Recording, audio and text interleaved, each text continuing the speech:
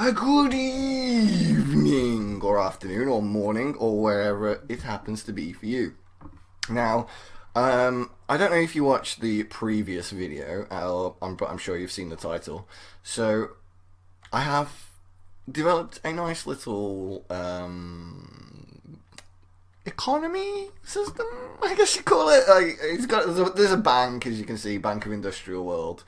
And you know what? It's probably easier just to show you guys.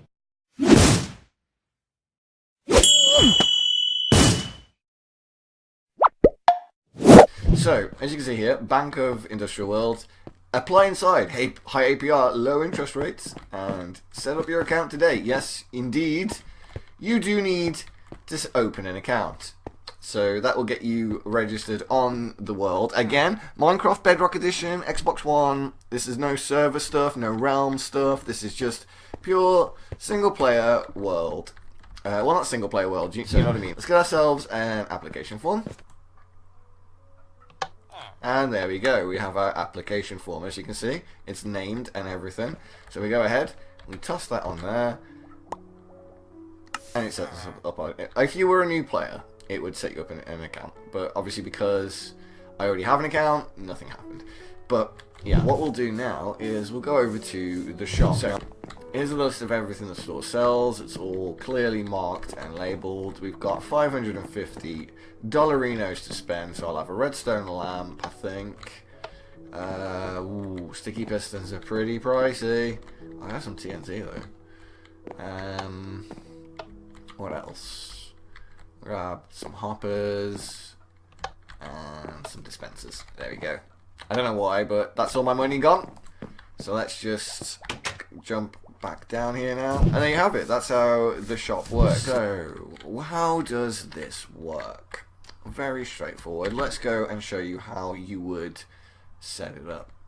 Okay then. So, here I am at the original test blocks for the bank. Now, as you can see, it was originally set up to push a button. It's exactly the same thing as what's going on over at the bank, only under there is a redstone filter system. Very much your standard filter system. Obviously, it looks for a specific item called application form and then just activates these boxes. It's just a fancy way of pushing this button, essentially. Let's look how this works. What do you want to do to set up Scoreboard is Scoreboard objectives, add, and then you could just add anything you want. So we'll add EMC, because you know that's a Tekkit thing, I guess. Now it needs to be a dummy, very important, and the display name is going to be E equals MC. And you can't use an equal sign, okay? EMC squared. There we go. So now we've added the new objective EMC. So every time we wanted to reference EMC, we would just, where it says money here, we would reference EMC. So when you first come into the world and you want to set one of these systems up, the first thing you have to do is set up the variable and its name. So you want to do Scoreboard, objectives, add, name of what you're going to what the game is going to refer to it as. So it's very important with the capitalization that when you're referencing this, you reference the name you're giving it the game to understand. And then dummy is just a general integer storage call, essentially. And then what comes afterwards, the display name, is what's going to show up on screen. So as you can see, it shows up on screen as cashola. But in the code, it references money. It references the name of that variable, not its display name. And then what this does is it sets that objective to display on the sidebar. So it's the scoreboard, it's the objective one. We want to set it to display on the sidebar and show money. And that is it. And every time a player clicks this button, they will be given, well, their score will be set, their money will be set to 0 essentially, because it adds 0. So it doesn't add any money to it, but it's how you create an account for that player. So until they have done this command, they won't have, it won't be listed on the side. As you can see, there's only me and one other person, and that player is offline right now. So how does the actual shop section of it work? Well, I'm glad you asked.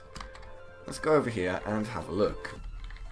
So we've got this repeater here on a delay. So this button fires. The first thing it's going to do is obviously run these blocks down here. So if I break that one, there we go. Now I can get at it safely. Broke the repeater block earlier. Okay. So the first thing it's going to do, because it's connected directly to this one, is check to see if the player has less money than is required to buy it. So what it's going to do first of all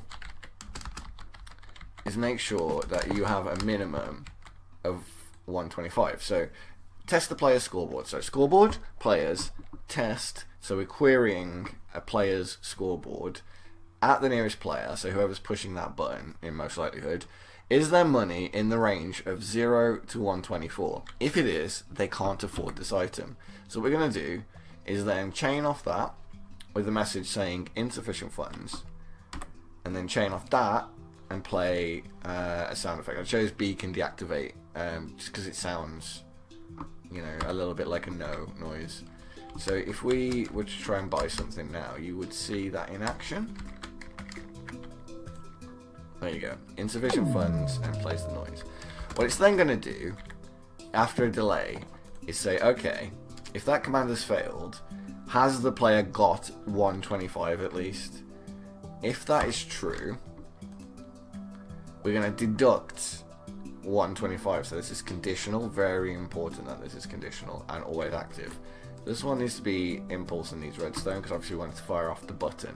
But this one needs to be conditional, always active. So as long as that criteria of having 125 is met, this action then takes place. So we're going to remove, so we're going to go to the player's scoreboard again, but this time instead of testing or adding, we're removing at P, so whoever's closest to it, the one person pushing the button, we're going to take 125 monies from them. And then we're going to give them 2 droppers. Very simple. So give at P, 2 droppers. Again, chain, conditional, always active, because we only want to give them the droppers if they've paid the money. So just to reiterate,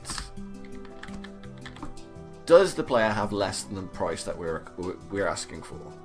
If that's true, tell them they got no money, play them a nasty noise, throw some TNT on the ground. If, however, they do have 125, then we're going to take that 125 and we're going to give them 2 droppers. And this is exactly the same for everything else. So all that changes is the price. So 150 this time, we'll take 150 and we'll give them 2 dispensers.